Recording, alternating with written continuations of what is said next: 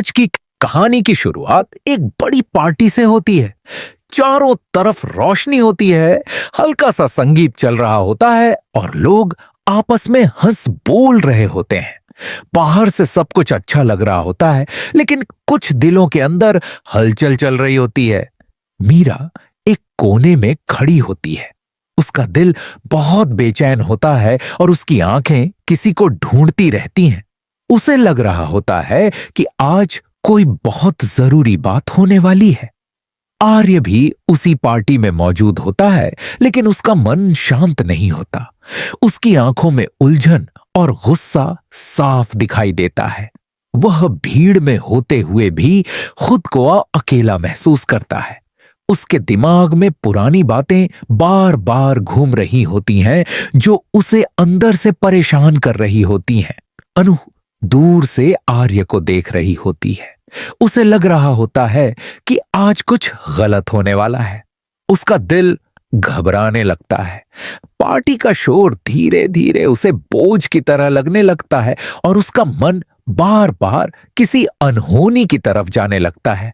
मीरा के मन में एक ही बात चलती रहती है कि आज सच सामने आना चाहिए। वह सोचती है कि वह और कितना चुप रहेगी। आर्य को भी लगने लगता है कि आज उसकी जिंदगी का कोई बड़ा राज खुलने वाला है। बाहर सब कुछ चमकदार लग रहा होता है, लेकिन अंदर की हवा बहुत भारी होती जा रही होती है, जैसे तूफान आने वाला हो। पार्टी का माहौल अब अचानक बदलने लगता है। हंसी मजाक धीरे धीरे कम होने लगता है और लोगों की बातें धीमी पड़ने लगती हैं। मीरा धीरे धीरे चलकर आर्य के सामने आकर खड़ी हो जाती है। उसके चेहरे पर दर्द साफ दिखाई देता है, लेकिन वह खुद को मजबूत दिखाने की कोशिश करती है। वह आर्य से पुरानी बातों को लेकर सवाल करने लगती है। वह उसे याद दिलाती है कि कैसे उसने उसे बार बार नजरअंदाज किया था। आर्य पहले तो चुप रहता है और नीचे जमीन की तरफ देखने लगता है, लेकिन मीरा के शब्द उसके दिल को चुभने लगते हैं। उसका गुस्सा धीरे धीरे बढ़ने लगता है, लेकिन वह खुद को रोकने की कोशिश करता है।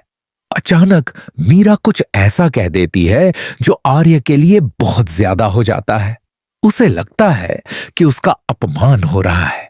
उसका सब्र टूट जाता है और गुस्से में वह मीरा को जोर से थप्पड़ मार देता है।